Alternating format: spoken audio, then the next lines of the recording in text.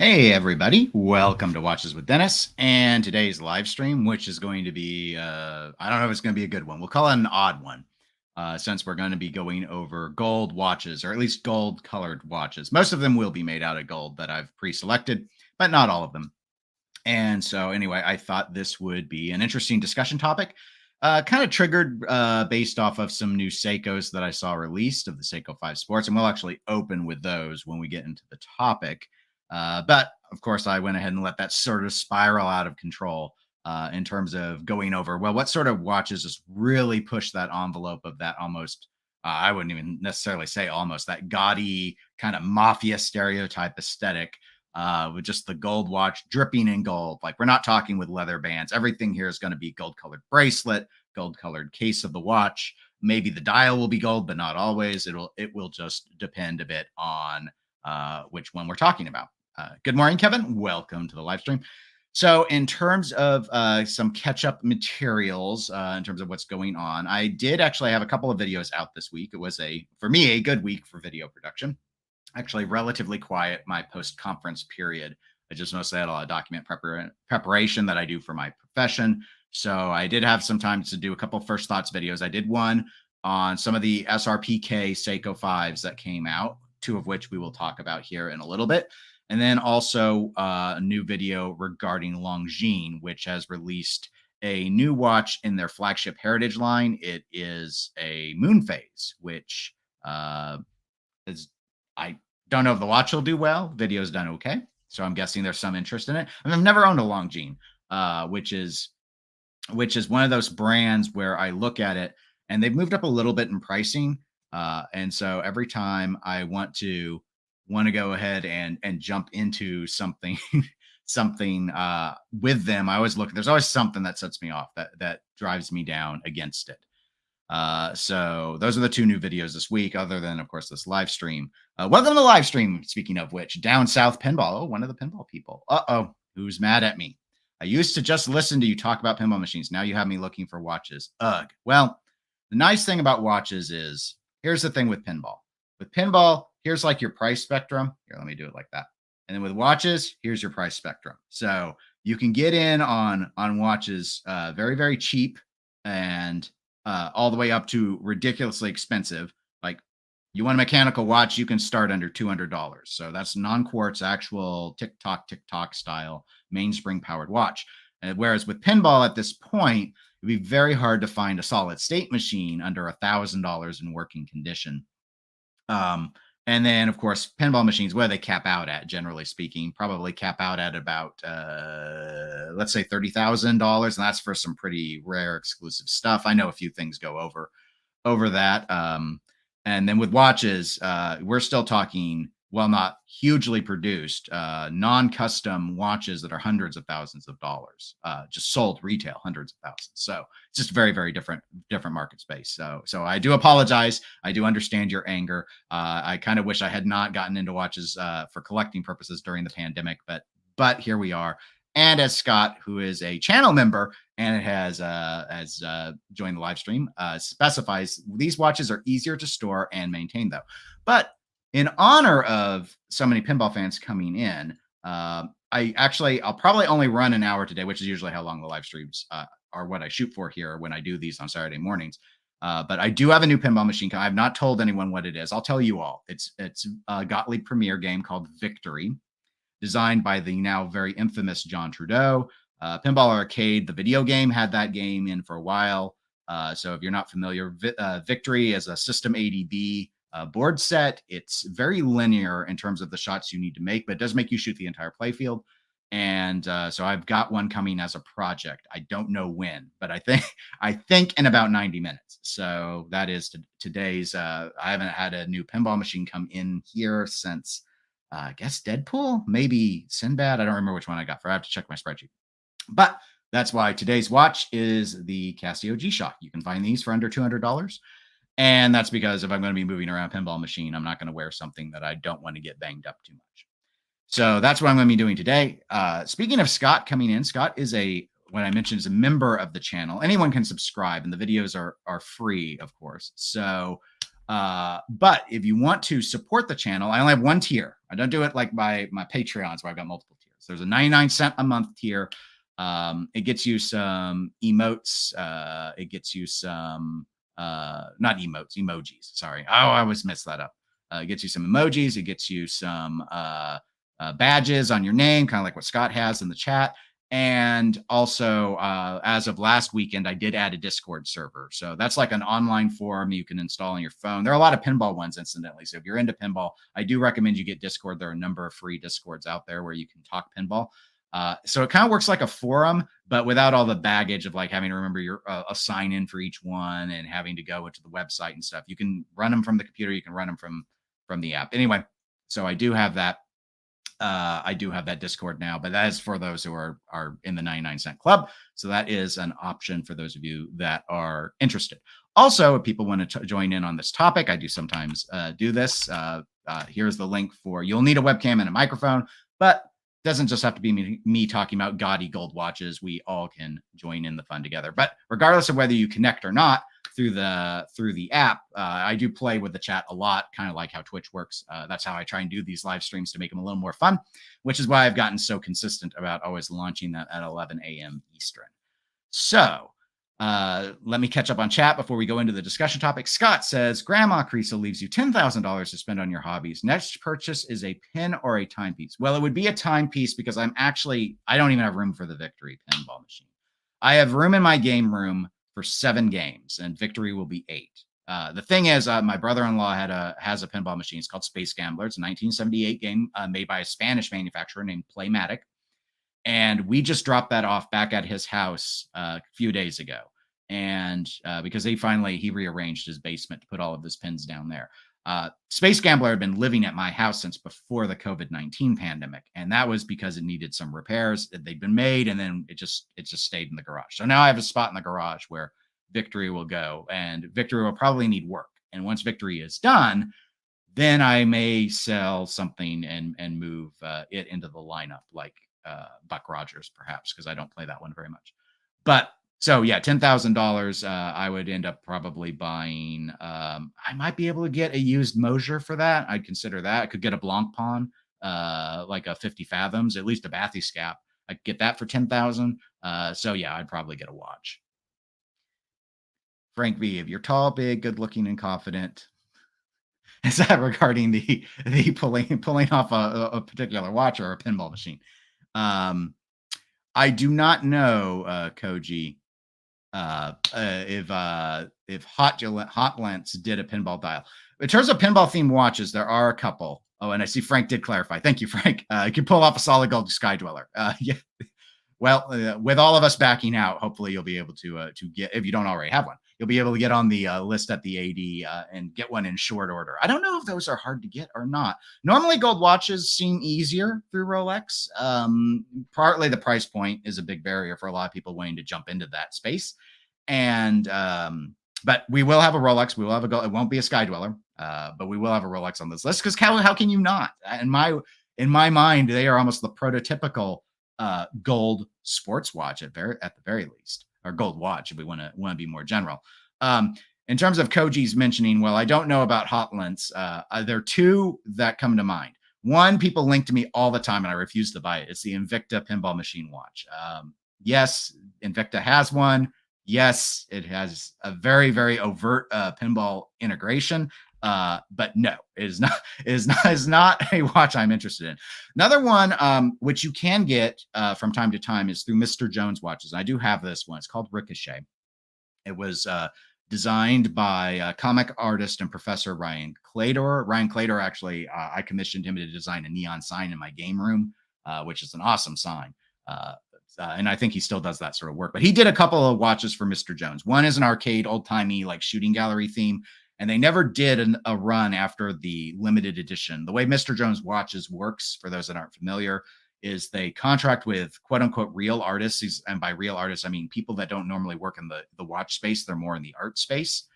And they'll usually do a 100 run of a watch with that person. That's what happened with the shooting gallery one called Step Right Up. If the watch is successful enough, it will become a part of the recurring collection. And that's what's happened with Ricochet. So I do have one of the limited Ricochets, but a few months later, They made a few dial changes, like they changed the background color and stuff. It's got these gold foil robots. It's very, very cool. I can show you an image later, um, that does it sells out pretty quick when they bring them back. But they do constantly. It's in the lineup now, so it's not identical to the LE version, but it's very, very similar. All the main cool element, what I think are the cool elements, which are the foil robots, those are still on both versions. And so that would be one if you're really into pinball. And those are a few $100s. They're under 500. Let me go ahead and show you a image of, well, let's see. No, it did not. My screen share is actually on the topic. So apparently I have to reshare the screen. I thought I could just load any image in this. This is where this duck program, StreamYard, I apologize, is not my strong suit for. Apparently each image is its own window. So that's why it's weird. There we go. This is what Ricochet's dial looks like. Now, this is the non-LE. This is the LE version. So this purple backdrop here where my mouse is moving, that is I believe more of a aqua, like a greeny blue, like aquamarine, sea green maybe. It's a different color. So, but the foil robots are all like this. So anyway, if you're into pinball, definitely one to consider. This plays with the light exceptionally well. The minute hands, the minutes here in the back box score, those are on a disc. So they're in 5-minute increments, but it's constantly rotating as a minute hand would normally rotate. And then this angle doesn't show it very well, but it's seated lower as a second dial, kind of like how Alonga seats their big date lower. That's the hours. It's a jump hour. So this is a mechanical movement, and it'll jump hour forward once you get to like 11 o'clock, jumps over to 11 o'clock. So anyway, it's a very, very cool design. Biggest negative I will point out to it, though, and this is true for a lot of Mr. Jones watches, so this is not unique to Ricochet, but very, very difficult to read the time like in low. There's no loom on the watch, and because the date window, or not the date window, I apologize, the time window is so small, or the two windows are so small, it's like in low light conditions, I can't read that watch. So I mostly wear it to pinball shows at this point. Otherwise, it's really just a collectible for me. But I've gotten more compliments on it than any other watch I own. However, that's probably because I wore it to a pinball convention, and people very easily see the pinball machine on the dial. Reading the time, not so easy. Reading the pinball, very easy. So let's jump into today's topic, and that is gold watches. Of course, I had to do a little bit of alliteration in the title, garish or good. It depends, right? It depends on what we feel about gold and what we think we can rock. Like Frank V pointed out in the chat, if you're tall enough and good looking enough, there's probably a lot of potential you have with gold. If you're a short guy like me, maybe gold's more of a challenge for you, at least when everything's dripping in gold. Don't know. All depends on how well, a lot of people would say, it depends if you can see this on Reddit a lot. When people ask, is this watch too big? And one of the things a lot of people will occasionally say is it just depends if you can rock it. Like if you have the attitude that it's too big when you're wearing it, you'll convey, this theory, you'll convey this insecurity. I don't know if it really plays out like that personally. But I will say certain watches are designed to look big and certain watches are designed to look gaudy. Now, the discussion for today was triggered by this watch. This is the new Seiko SRPK 18. I have the SRPK 20 as well. They're basically identical, except this has, of course, sunburst blue dial and a black bezel. I'm going to probably focus more on the 18 because we get the gold bezel. So it's just dripping in more gold. So for discussion purposes, why not, right? So as a quick summary, these are not actual literal gold watches. These watches are just under $400. They're $395 on the Seiko USA website. If you want to go and look at them. In fact, I'll go ahead and share a link in the chat to this one that I have on the screen if you want to click on it. And then you'll be able to find the SRPK 20. There's also a 22 and a 24. However, those are two-tone. So they're outside the scope of this particular discussion. And Koji says, I can't pull off a gold bracelet, but gold dress watches are a passion. And there's a reason why gold dress watches that aren't on gold bracelets are not in this list. Those are not, everyone has their own opinion. So you could say they're gaudy. They're not gaudy. We're going all gold here. We're going it's what I would say, the way I phrase is dripping in gold. And gold dress watches are not dripping in gold because they have a big leather strap that takes up a great deal of the wrist real estate. But anyway, So these Seikos, as I mentioned, $395. These are not the most wearable. These are what I think of as the traditional kind of SKX inspired sizing. So these are they're big, right? They're over 42 millimeters. They're 42.5, in fact. They are mechanical. They do use the Seiko 4R36 movement, which is kind of their workhorse robust movement.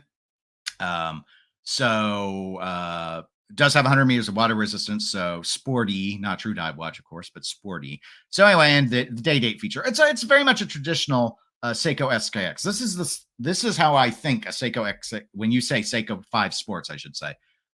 This is what I think of nowadays as a sort of SKX case. I just don't think of it in gold like this, but it is definitely a gold looking watch. Now, Neff going, I love gold. Now, that is a gold member reference, and I almost put gold member in the thumbnail, but I thought, Mike Myers, I've heard, might be a little litigious, so I figured, yeah, fair use. Maybe I could do it with a thumbnail, but let's not. But we can say the quote, of course. So anyway, for me, because I think of so much with the Seiko 5 line, this one doesn't really work well for me. Plus, it's not real gold. So now I don't know what everyone's reaction to that is. Obviously, getting an all gold watch with a gold bracelet is, I mean, it's just in terms of the value of gold, it would be very, very steep. I think I saw a breakdown a couple months ago. I don't know when the write-up was from, though, so a caveat there. But someone went through and sort of analyzed based off of the weight and stuff, how much a Rolex day date with the gold bracelet and gold case would be in terms of gold value. And I believe it came out to a little over $4,000. So sizing and stuff aside, assuming solid link bracelet and all the rest, this watch would be like 10 times the price that it is if it was actually real gold and they didn't do anything else to mark it up more. Let's just determine the raw material. We'd have to do a 10x to this $395 price tag. I mean, overall, though, like if you were after a gold looking watch and you didn't want to buy a gold watch, I think this executes on most of the beats that people would be after on it, right? I mean, that's my take. However, I'm not a big fan of it. It's almost too sporty for me with the 4-ish o'clock crown and all the rest. Like, again, it's a Seiko 5, and probably a lot of it is just I have such a stereotype of Seiko 5 being this low cost, robust but low cost watch, and this remains low cost, but there's just something about it. For me, there's a cheapness to fake gold that really is off-putting. Like though in the renders, this looks really, really good. I don't know, once it gets scratched up, are we going to see through the gold? Is it going to be pushing too far? I like Seiko as a brand. I don't love Seiko, but I mean, I do own a Seiko, which is more than I can say for a lot of brands. But this would never work for me. I do like this black version more than the SRPK 20 with the blue, though I do love, as longtime viewers know, I love sunburst styles.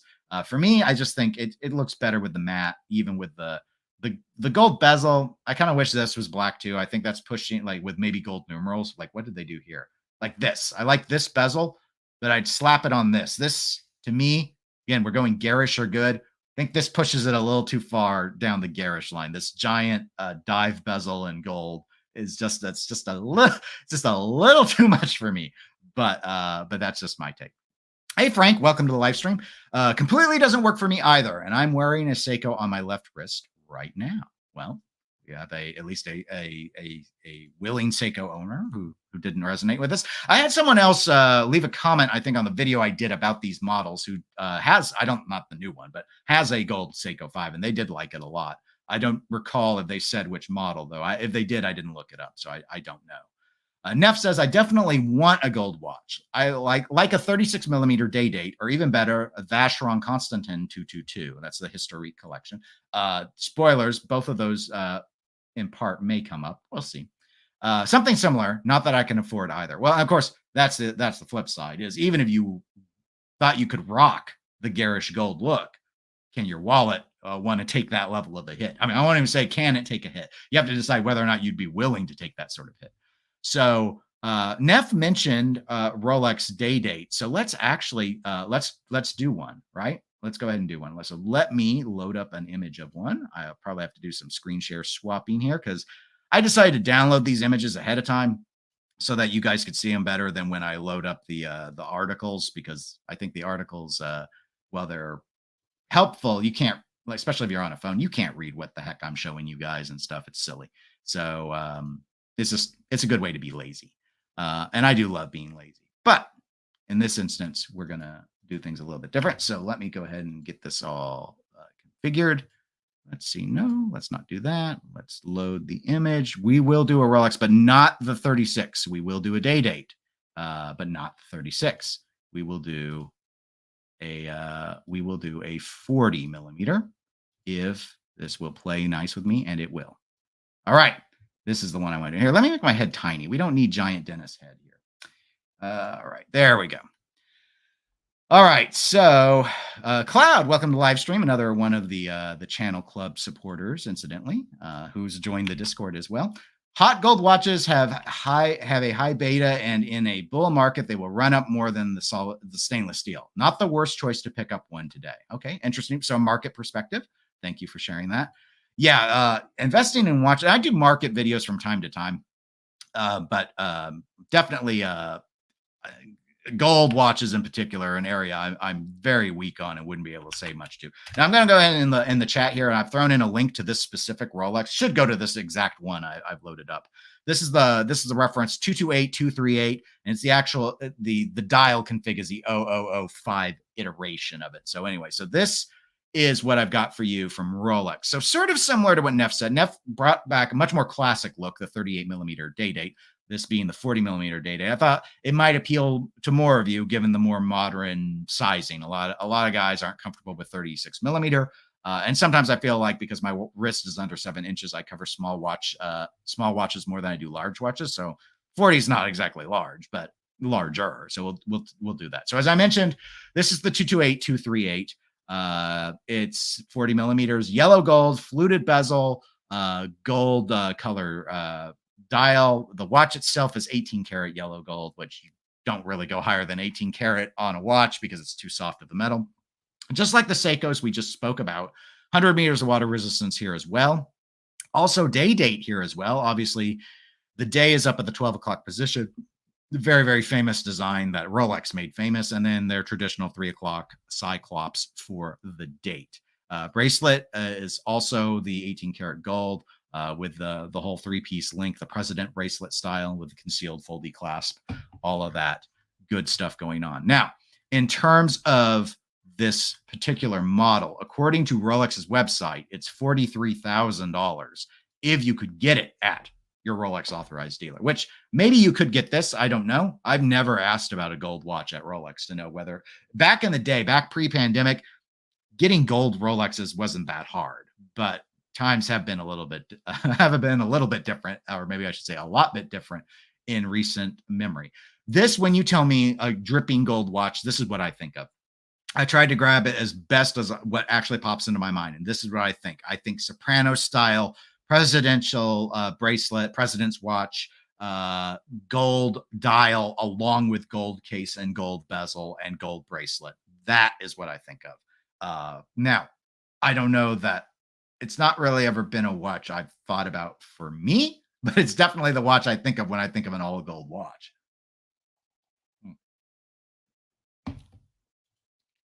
Neff says, I like the diamonds. Oh, yes. Now, let's not forget our diamond indices here. But onyx dial would be perfect. Okay. Black and gold do a great contrast, as we just saw with the Seiko we looked at. So I agree with that. That might actually be a better executed look too, Neff. I think I would lean that way as well. But this is my stereotype, so that's why it's on. That's why it's on the screen. Koji asks, I wonder how many grams that monster would weigh on the wrist. Obviously, an excellent question.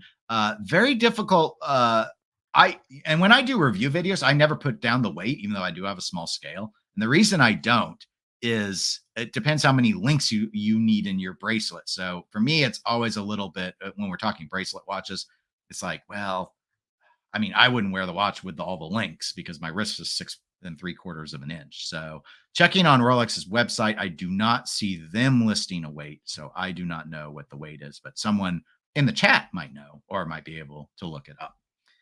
Frank says a day date is always a no-no for me, and no matter, I could never afford one in the first instance. And overall, a nice looking watch, even though it screams "Look at me, look at me." In my opinion, I hope I properly captured the "Look at me" screams the way you had them in your head canon.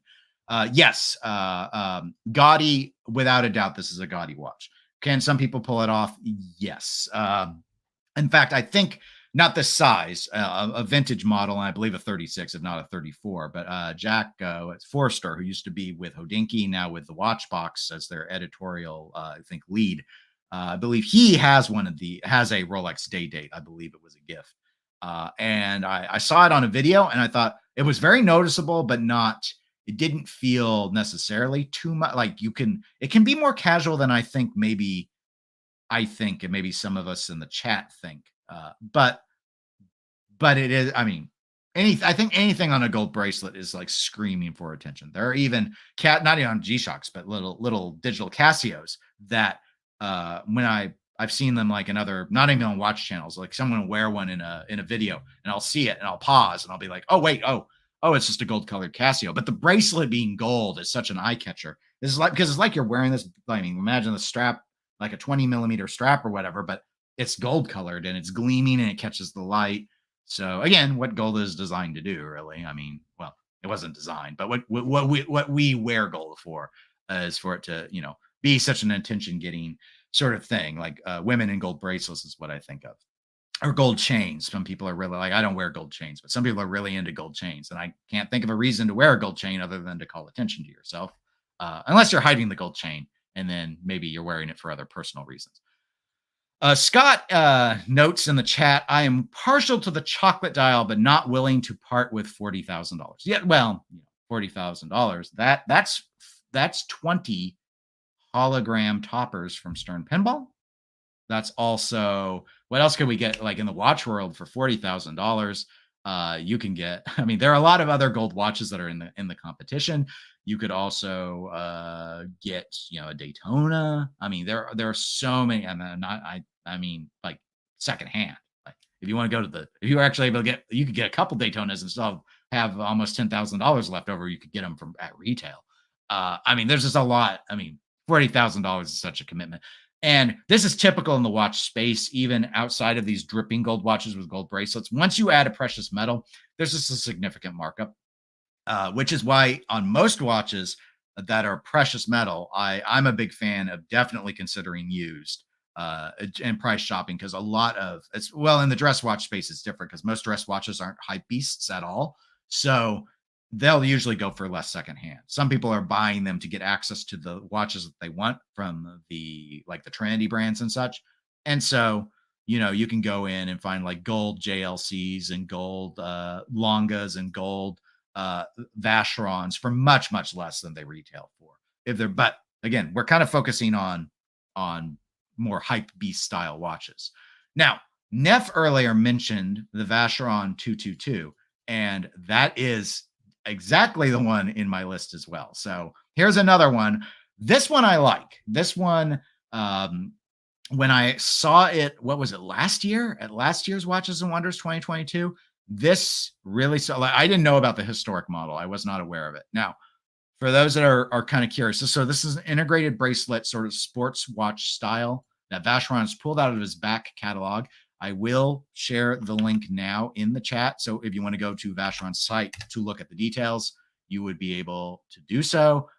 Neff notes it's a stunner, but he'd love to see a red gold version. Back in the day, also, they had done this in steel. They are not currently, but I know there are a lot of people that are hoping I want to say some people think they will, but I think it's more of a hope. They're hoping that Vacheron is going to go ahead and do this watch in stainless steel so that it would be more achievable. And some would prefer the steel look.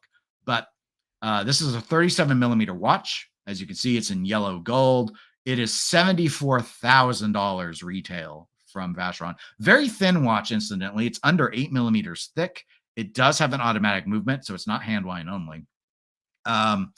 And again, 18 karat, it's only 50 meters of water resistance, so less than the last watches we've looked at. Here I do have a weight for you, Koji. This is 205 grams.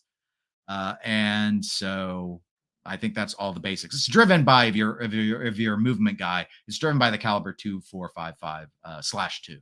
So that's a 40-hour power reserve watch. It is a 4 hertz movement, however.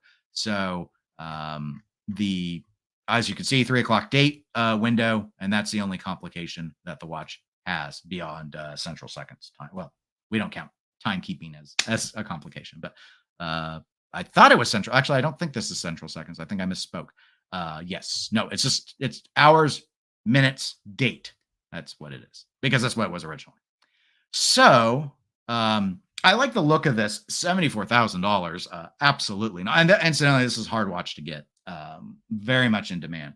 Like this and what's the other big historique that they have? The 1921, the sort of Dutch angled watch designed for driving. That one's a lot easier to get a hold of. Like I don't think there is a wait list for the 1921s. If you want to buy a 1921 from Vacheron, there is a wait list for this.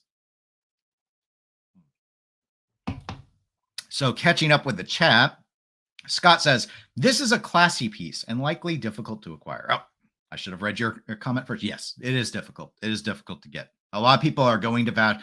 You often would think, I mean, back in the day, again, the day wasn't that long ago, the Vacheron Overseas used to not be a hot watch. Like, it just became hot because people couldn't get Nautilus and people couldn't get Royal Oak. And then so people were like, well, what's the third Trinity watch brand? BC?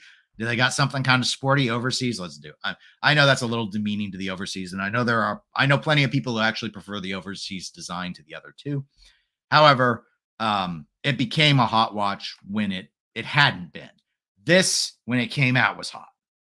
And again, maybe not in the 70s, but I mean the reissue, the historique line that they're now doing. Just it's an incredibly popular. I felt it won whatever watches and won. I think it was 2022 when it came out. I thought this was the best watch of the show, and it's an all gold watch with a gold dial, totally garish, totally over the top. But it's so, for me, the reason why I like it is it's so 70s that it's so kitsch that it's cool. Like, have you ever seen the Zenith A385? I almost got that watch instead of the Zenith Chronomaster Originals. 37 millimeter chronograph, throwback design, smoked dial, ladder bracelet. I mean, it's so 70s. You might as well throw corduroy bell bottoms on it. But it works in a way like the Nautilus doesn't for me. The Nautilus, when I look at it, it looks dated, but it doesn't look dated cool. Now, most people would disagree with me because the Nautilus is an incredibly popular watch. The Zenith A385, you could probably get for about $5,000 off Joma Shop, which is about $4,000 under its retail price because it's not a popular watch.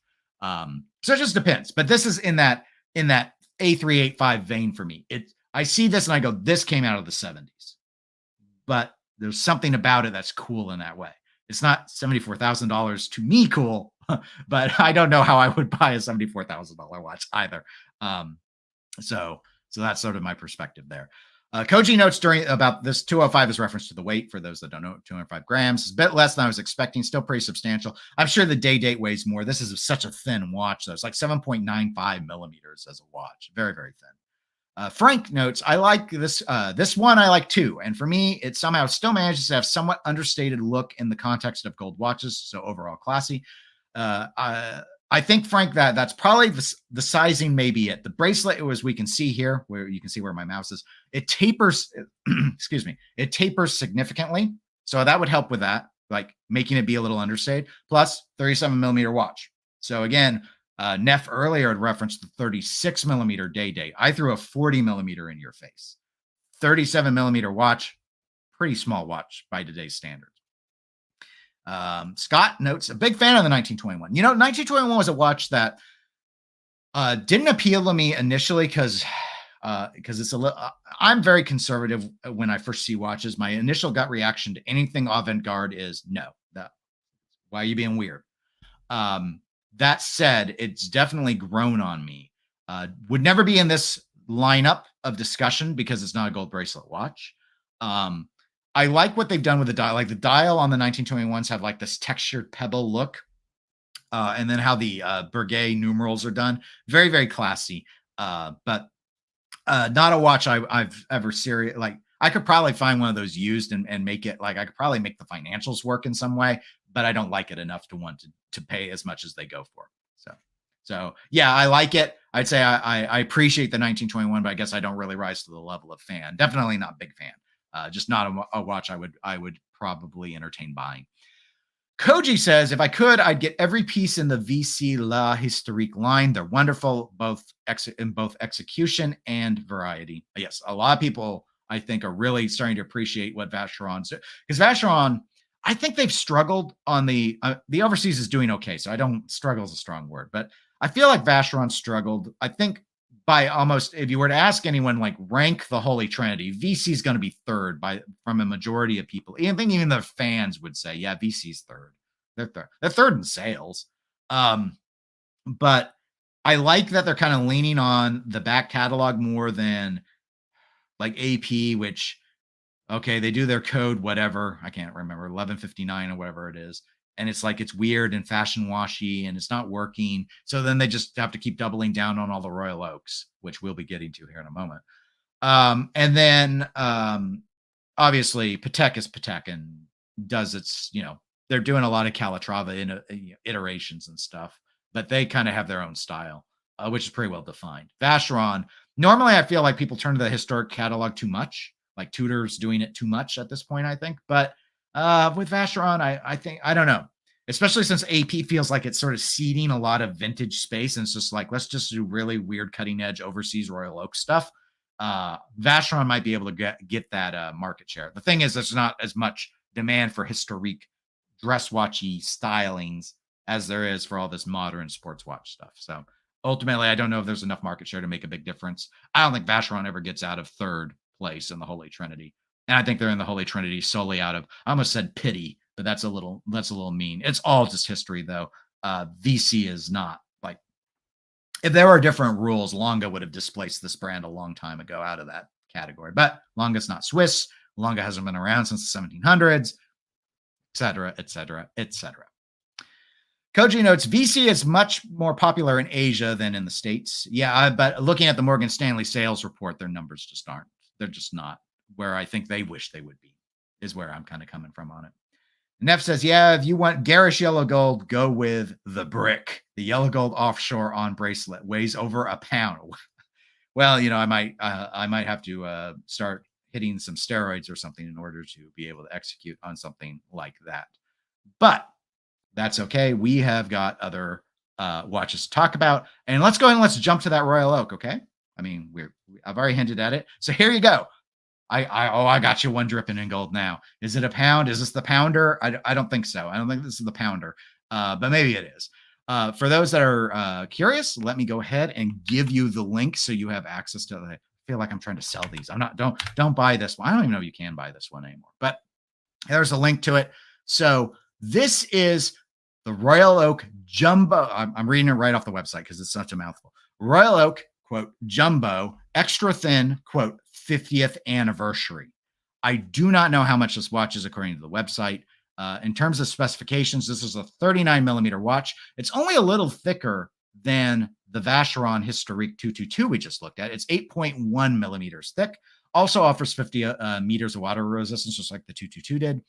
This does have sort of a smoked dial, which is like the one part about the watch I like. Otherwise, we're 18 karat yellow gold, 18 karat yellow gold bracelet. He's got that patterned waffle-esque dial going on, and then otherwise our very familiar steel screw approach to the bezel. What you know from Royal Oaks.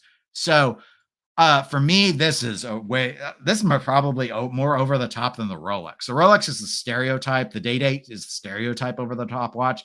This thing, though, holy cow. I mean, granted, it's a millimeter smaller, but it's just, in a way, the gold dial being a gradient and getting darker, to me, makes it scream even more gold. I don't know why. I suppose it's because there's more contrast.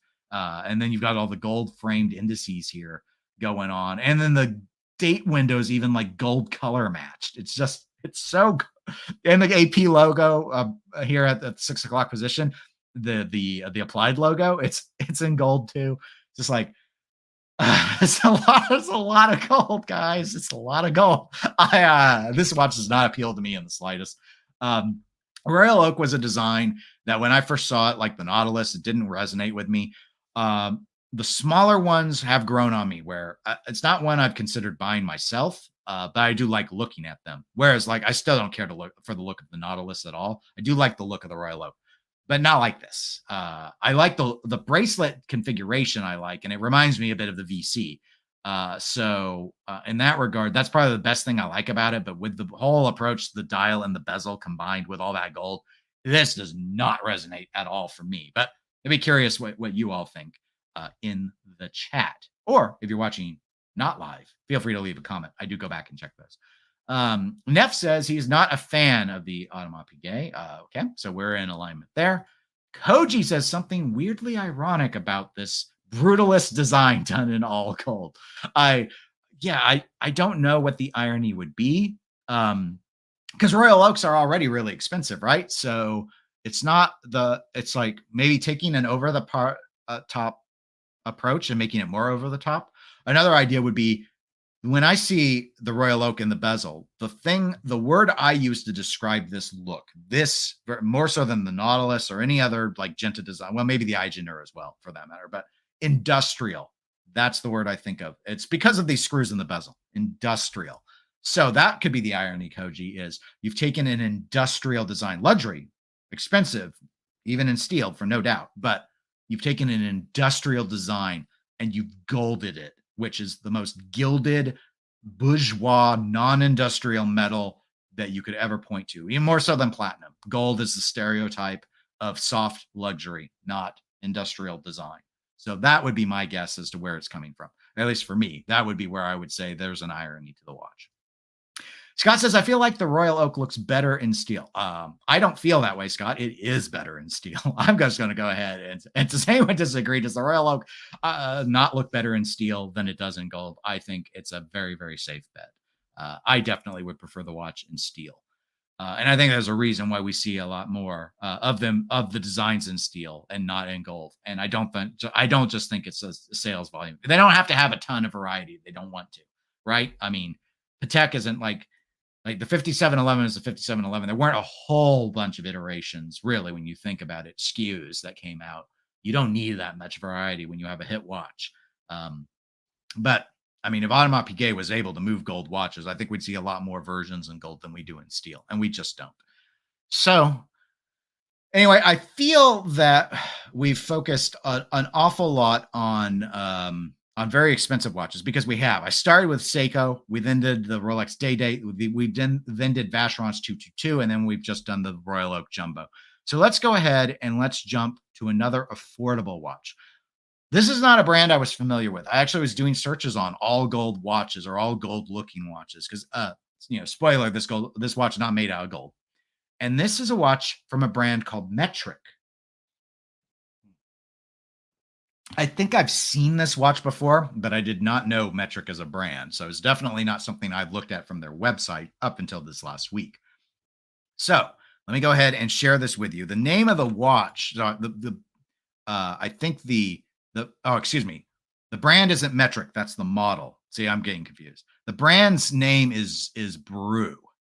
So let me drop the link in. I had to see the URL to remember that, right? Because I see the tab and it says Metric Gold and Black. So, all right. So the name of the watch brand is Brew Watches. This model is a Metric, or that's the family, the line. And then it's called the Metric Gold and Black for obvious reasons. Black dial, it's chronograph. This is a $475 watch in the US. The material, the case is stainless steel. It's 316L steel. It's got PVD gold coloring on it. The same for the case back. It's also PVD gold. The bracelet is stainless steel brushed and polished, and it's gold colored. We have a subdial kind of at the 9 o'clock, a little above the 9 o'clock, and also subdial at the 6 o'clock.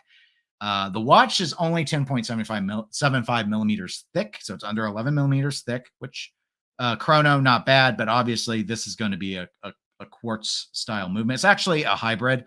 This is the VK68 movement, so that's a mecha quartz chronograph.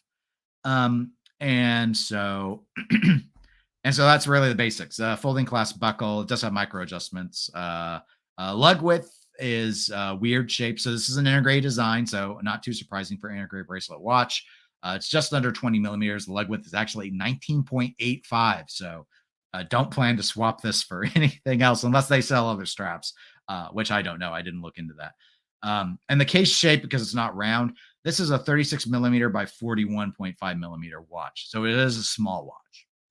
So that I wanted to give another low cost option other than Seiko. I've never owned Mecha Quartz, so I don't, and I've read mixed things on it, but not enough, like not in an analytical way. So I don't know if Mecha Quartz is a problem or not. I know a lot of low cost watches that use chronograph functions are often going with Mecha Quartz.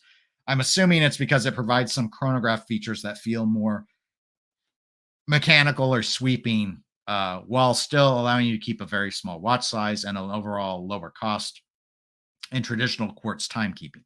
So this it's okay. My personal opinion is the shape of the watch is weird. So it's got that avant-garde styling. It's not gone full rectangle. Seiko used to, and from time to time has made a gold dress watch that looks like a tank. I don't think it's currently in their lineup. Last I looked a few months ago, it wasn't. I couldn't find it on their active website. That was just a quartz timekeeping watch, and because it pulled very much tank dimensions, it kind of was like, okay, well, if you don't want to buy a Cartier, buy this, and if you want it in gold, you buy a gold looking watch, and very cool classic look. This is too avant-garde to be a classic look. It feels like it's from the 70s, or it feels like a TV watch or something, because that's what it reminds me of. The shape of the bezel and all of this edging around the chapter ring, to me, reminds me of an old tube TV. So it's got this weird like 60s, 70s look to it, but with the logo and the dial placements and this not symmetrical at the 9 o'clock sub dial, I just don't like this dial configuration. So I would never buy this watch, but that's my take on it. Neff says, I like it. Not sure I'd want to own it, but the black dial is nice.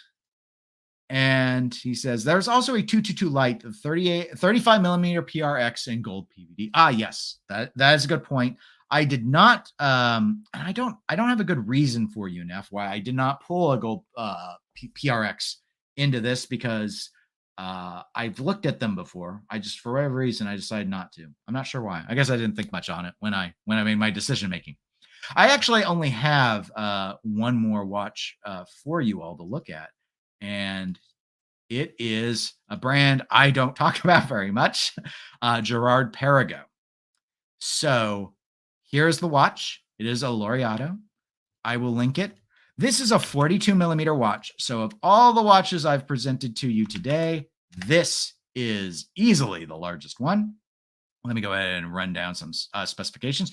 This is $54,300. So as a reminder, in terms of watch pricing, that is a few $100s more than, excuse me, I misremembered the amount. So this is about $11,000 more than the Rolex Day Date we talked about, but it is about $20,000 less than the 222.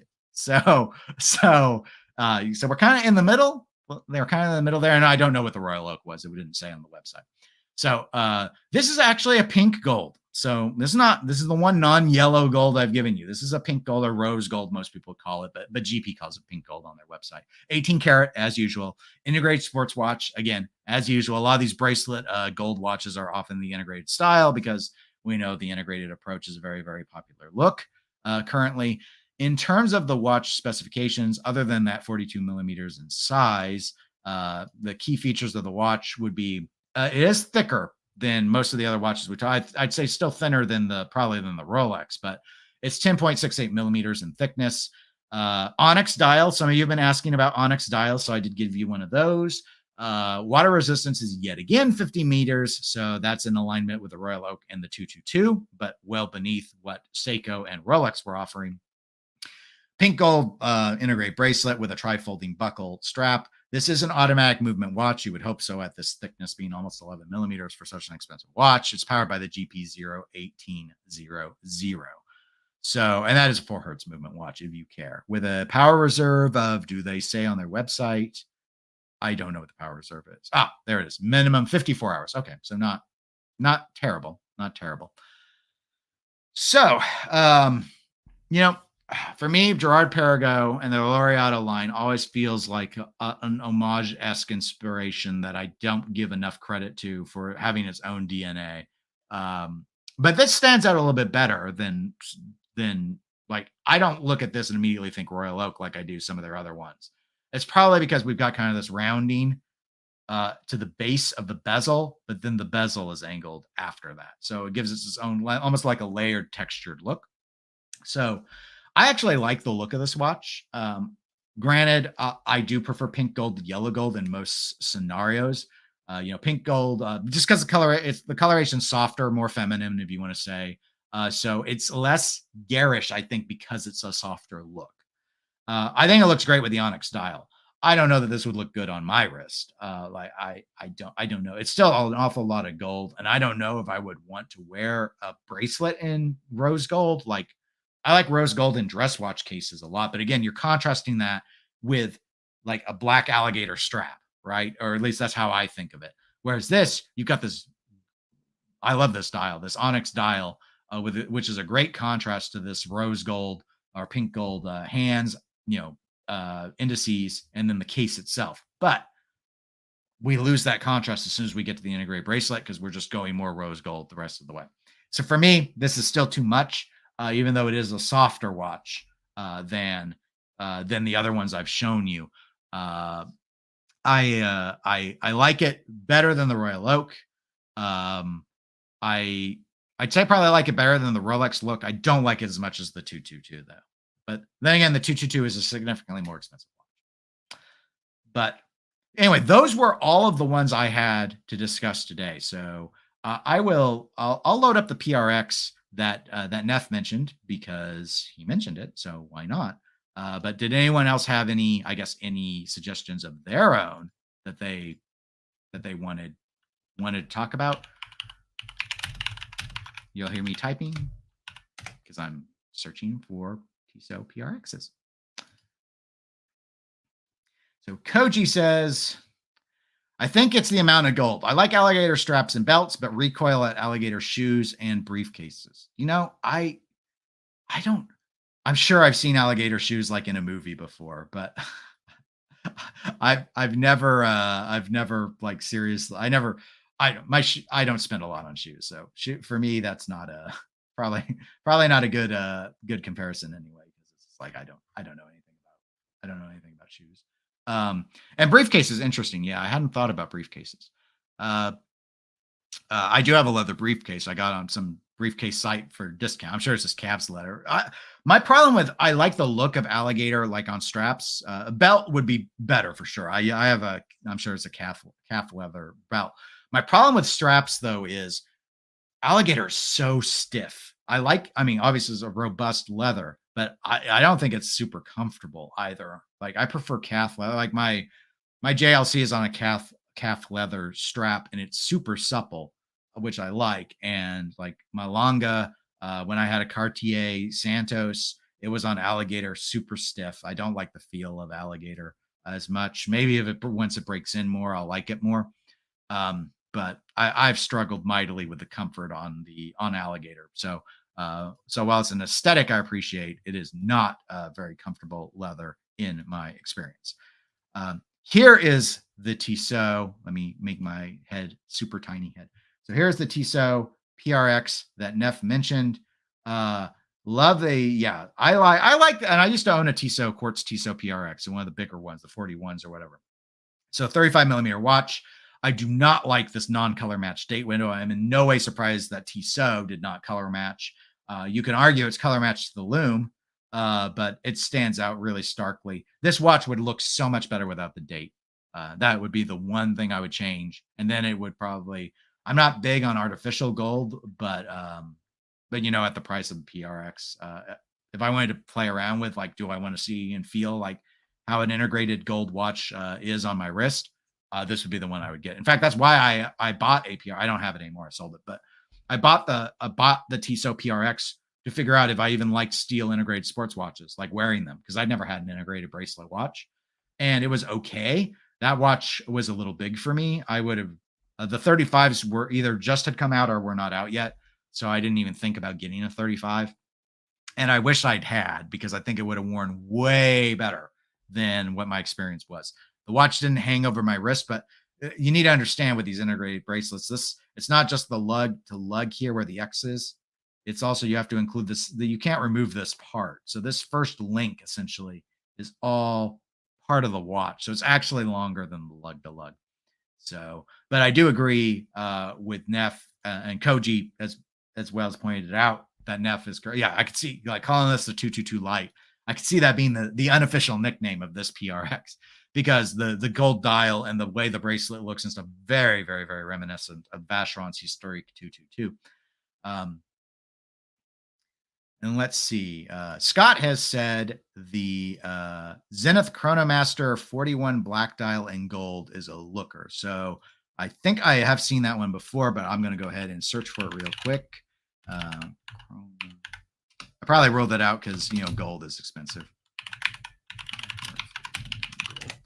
Let's see. Neff says, I like the Gerard Perigo. Not sure I like it. $11,000 more than a day date. Yeah, no, that would be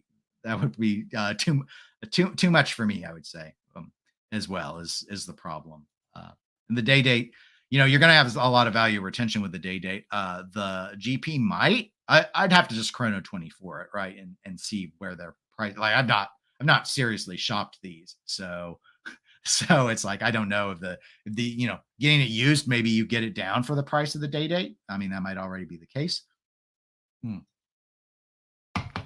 Now, Scott, is this the watch you mean? Is it this? I think so. Chronomaster 40. I think this is the 41, right? I've looked at these a lot. Yeah, it is the 41. Yeah, I've seen these a lot because I think you can actually get these on Joma Shop. Now, is there iteration with the gold bracelet? Because that would be the one thing why I would not. Yeah, so I didn't throw this one in the list because, well, I thought this was accept cookies. I'm going to set add to cart. We don't need this in the cart. So I wouldn't have included this anyway because it's on a leather strap. So if it comes on a gold bracelet, though, it's already $22,000. Still, it'd be interesting to know. Oh, and Scott says, no, it's like, Dennis, get it right. There is a gold bracelet version. Okay. So we just need to find it. Chronomaster. I have no memory of that version, but they do have a lot of strap options normally. So, maybe this one, or is there a black one?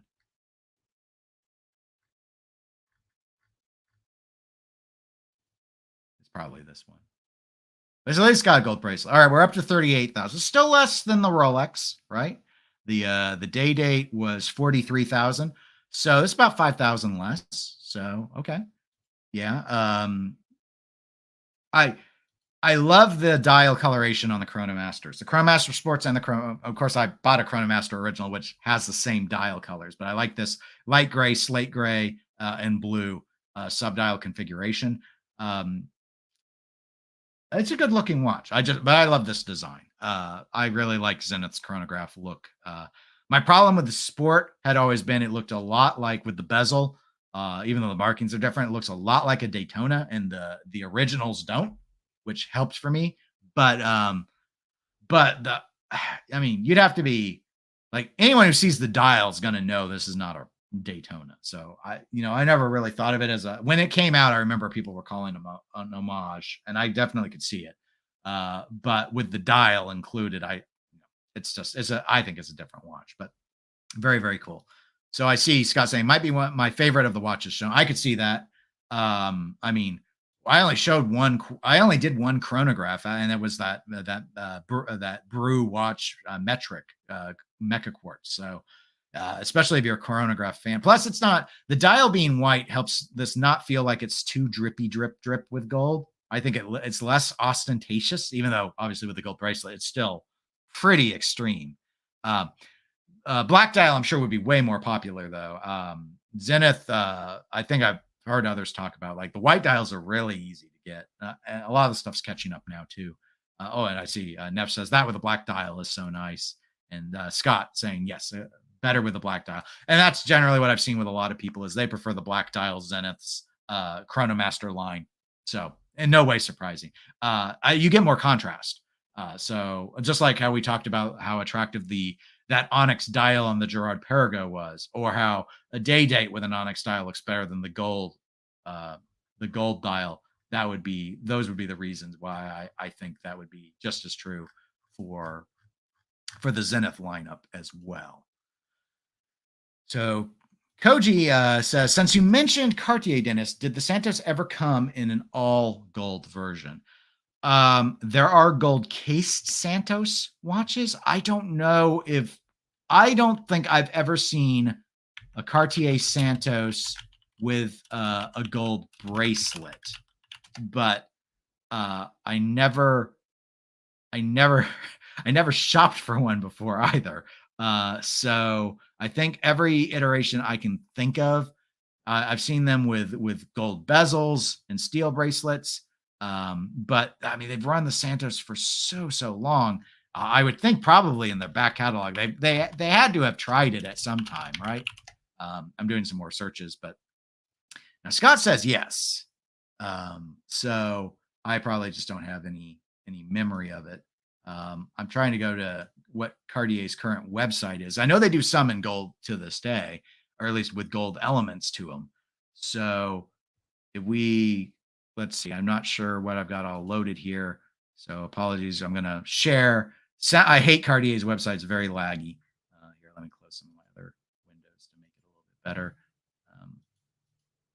Sorry, I use Firefox and a Chrome. I navigate the web with Chrome with you guys, and then I'm running StreamYard through Firefox. That way the system doesn't, in my head canon, doesn't get confused. So let's see. We want to just do Santos watches because I almost clicked on a Panther. Because Panther to me looks a lot, because it's kind of squarish, looks a lot like it. So here's some like gold bezel. Here's a gold case one, but not gold bracelet at 36,000. I don't know. There we go. Scott was right. Good job, Scott. That's why. See, Neff says a red gold Santos on bracelet would be really nice, but I fear for that bezel. Now, Santos bezels are scratch magnets. Even the steel ones are. Scott does, and here's where Scott was right. Extra rightness was full gold 35K-ish. Here is the current one in the lineup is 36,100 US dollars. Interesting.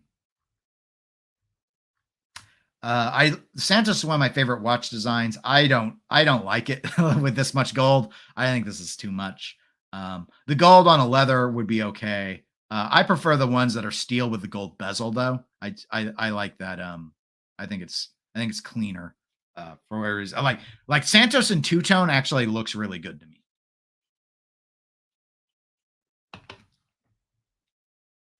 Let's see. Koji says, yeah, it's already a scratch back. Yeah, no, it's the poor Santos. You have to. I think they should tell you. Maybe they do. I've looked at them in the store before, and I had ordered one used. But there probably should be a card in the box that tells you if you wear this bezel will get scratched. Just be aware. Now I think it actually wears its scratches relatively well, but as we all know, there are plenty of people that they do not like scratches on their watches. And in which case, my advice is just do not buy a Santos. Period. You will never be happy. You would basically you'll want a polishing cloth, and you'll want to learn how to polish the bezel yourself, and you're going to over polish it eventually, and then you're going to be mad. Maybe you buy a new bezel. Then at that point, I mean, it's probably actually not. I probably could do that for the if that was the issue. It's not as difficult to fix as say over polishing lugs, but I do think people overstate over polishing. Maybe if a watch trades hands a lot, that ends up happening or something. But a respectable watchmaker should be able to do a decent polish. But the problem is you're not supposed to go and polish it every year. So you have to get used to the scratches, or else you just can't wear the watch. Sort of the thing. Neff says, I wish they used tungsten carbide for that bezel, and I'd be all over it in 35 millimeters, though he does note that he means on the solid state iteration, not gold. And Scott agrees he prefers the two-tone version if gold is desired. Yeah, and in fact, Scott, they have a quartz one that I really like. Actually, tried it on in one of our authorized dealers. It's the Santos Dumont. I didn't try on the gold version of it. They have the Dumont here for 5,600. And this is very, very thin with the quartz movement. It's extremely wearable. So if you are into this look, it's kind of the rose gold as well, not the yellow. Uh, Plus, as you can I'm hoping, here, I can zoom in. This dial, it's got a sunburst approach to it. It's not flat white like most of the Santos you think of. This is actually a really elegant looking watch. I recommend trying it. They don't have a medium. There's a small and a large. So I would suggest you can get away with smaller square watches, square and rectangle. So I would say that I tried one of these on, not the large mechanical. I think it was either a small quartz or the large quartz. I don't remember anymore, but really slim. It wore really well for a dress watch. It would have been very ideal. So I would suggest, if you get a chance, to try out a Santos Dumont rather than the Santos de Cartier. If you want a sporty one, get a Santos de Cartier. But if you're interested in a dress watch in steel, check out the Santos Dumont. And if you want one with a two-tone, go ahead and check out the gold one. I think you might be surprised. You might like it a lot. I was pleasantly surprised at how thin it was. But I'm not buying more dress watches. Keep telling myself that. That was before the Longa and everything. But I think I had my Santos 100. Santos 100s were huge. Those were very big sports watches. Even though on leather strap, it still felt like a sports watch. Goji says, just like most things, there's good polishing and bad. Very much so. And Neff says they need a Solar Beat Santos. Neff, you are 100% right. In fact, the reason why I did not seriously entertain getting a Santos Dumont was because I keep telling myself they spent years developing that Solar Beat tech. They're not just going to drop it into a tank, right? They gotta drop it into the Santos. The Santos is going to have more dial real estate to charge the solar cell. Like, it should be a low effort lift. It should be easy. It's going to be easier to get enough power into it. So I thought I was very wrong. I don't know if I did that in my Watches and Wonders 2023 predictions. I think I did a video on it, but I don't remember I made a prediction. If I did, I would have said that they were going to drop the Santos at Watches and Wonders this year in Solar Beat, and they didn't. And it's continuing to piss me off. I might actually buy one in Solar. I know I said I wouldn't buy more dress watches, but Solar Beat's different. It's different. I love Solar. That's why this G-Shock that I have is a Solar G-Shock. I don't like changing batteries. The only quartz battery watch that I have anymore that I have to change the battery in is my Step Right Up Mr. Jones watch. And I keep the crown pulled out at this point, which defeats the purpose of quartz, but that's more of a novelty watch. So I don't wear it regularly because I got the watch was a gift, and I got it, and the watch had only been out for about 2 years, and the battery died because it'd been running constantly, which is normal for a quartz watch. But I don't want to be changing batteries all the time, so I want stuff that I can, like, even when I wear this watch, like, if I only wear this, like, I usually in the summer will wear this at least once every 2 weeks when I mow. That's plenty of light to keep the thing fully charged. The Solar Beat solves so many of my complaints with, I just don't want to constantly do battery swaps. So anyway, I want it. I love the Santos. It's my favorite Cartier design, but they continue to deny the return of the king. And in this case, the return of me getting what I want. Nev says, they have to do it at some point. Not sure what the holdup is, but I know the tank had major supply issues for the first year. Maybe that's it. It could be. They were I don't know. They're still difficult to get Solar Beats, but yes, it was very tough. You didn't even see a lot online of like YouTube people showing Solar Beats because they weren't able to get a hold of them, I assume. But anyway, I need to go get ready for that pinball machine stuff. So I'm going to call it there. Thank you, everyone who was willing to tune in and listen to me ramble on about gaudy gold watches. Thank you, chat, as usual, for your very, very engaged participation. I'm always amazed that I get anyone in during a Saturday morning, for me, morning live stream. Actually, it'd be even morning on the East Coast. It's not morning on Atlantic time. So the Far East Canadians, it would be lunchtime when I do that. As a reminder, 99 Cent Club is 99 cents a month. If you want to support the channel further, we do have a Discord where you can participate in watch discussions that you'll get. As long as you integrate Discord to YouTube, as soon as you join, it'll let you. I don't know how it works, but it works. Like, I don't know how it works because I set it up myself, but But Ken tested it and made sure it integrated for him, and he's in on that now. So anyway, just an option for those that want to support. You don't have to, of course. I always just appreciate people watching.